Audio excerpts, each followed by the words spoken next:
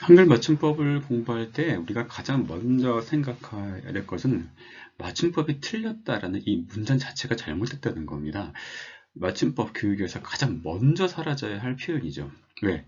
맞춤법은 틀릴 수 없으니까. 왜? 맞춤법은 마침법이 아니니까.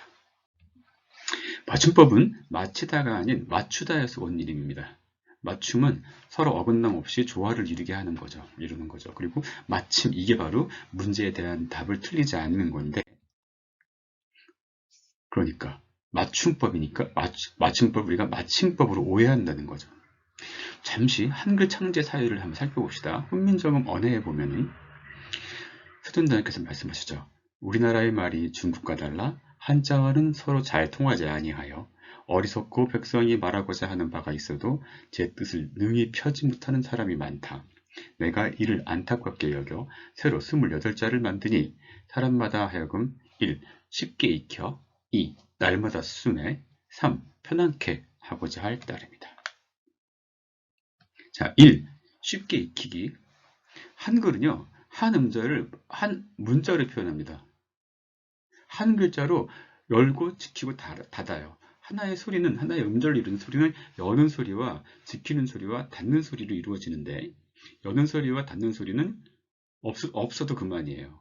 그냥 모음, 지키는 소리 모음이 가장 기본이니까 자음으로 열고 모음으로 지키고 다시 자음으로 닫고, 아니면 자음으로 열고 모음으로 지키고 그냥 모음의 여운으로 자음 없이 끝나고, 아니면 여는 소리가 없이 그냥 출발을 모음으로 하고 자음으로 닫고, 이런 식으로 돼 있죠. 그러면 그, 자음, 모음, 자음. 그러면 그, 자음, 모음, 자음. 디자인도 그 모음을 이렇게 모음을 상단의 오른쪽에 배치하는 디자인과 상중하에 중가운데에 배치하는 디자인 두 가지를 선택하는 융통성을 부리고 있는 게 또 한글 디자인의 큰 매력이죠. 그리고 여는 소리가 자음이 없이 그냥 모음으로 바로 열 때는 동그라미 모양을 이용해서 묵은 표시를 하는 것도 굉장한 한글의 재치라고 할 수 있습니다. 자, 이러니까 너무 쉽죠. 날마다 쓰기. 표음 문자예요. 소리를 글로 바꿉니다. 거의 모든 소리를. 그래서 한글은 그 자체로 음성학 기호가 될 수 있습니다. 그런 문자 형태는 이제 한글 외에는 그 알파벳 같은 경우도 이제 그런 음성학 기호로 쓰일 수 있는 그런 문자 체제죠. 근데 알파벳은 한 음절 한 문자가 아니라 각각의 그 음소를 이렇게 늘어서 쓰는 방식이고, 우리는 좀 아까 제가 말씀드린 것처럼 한 음절을 한 문자로 입체적으로 표현한다는 차이가 있는 거죠. 자, 편안케, 이게 제일 중요해요.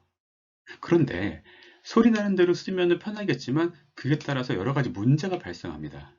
그래서 태어난 게 바로 맞춤법인 거죠. 자, 다시 얘기하자면 이 맞춤법은 국어에 맞추는 거예요. 그러니까 언어 현상의 조화를 위해서 존재하는 법인 거예요. 즉, 어떤 규정이 면절해서 그 정답을 맞히는 그런 법이 아닌 겁니다.